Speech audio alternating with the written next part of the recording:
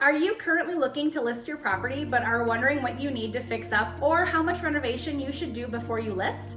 In today's market, many sellers wonder how much work they should do before listing and is it worth it?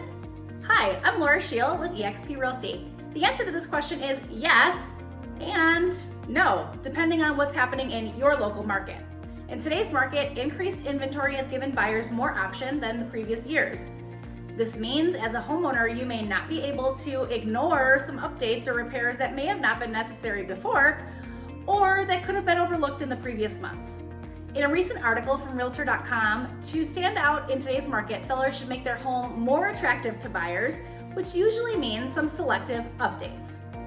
However, since we are still in a seller's market, renovating a few key areas in your home may be enough to make your house stand out from the competition. And you will need to consider the return on your investment.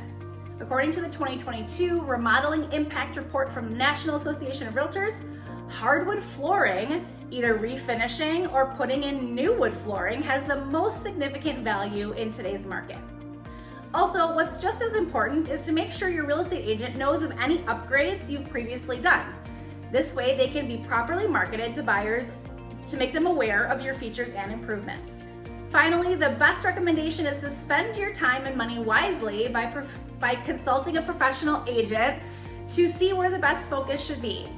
Feel free to reach out to my team and I so we can go over the best strategy of renovations to optimize the sale of your home to get you the best return on your investment.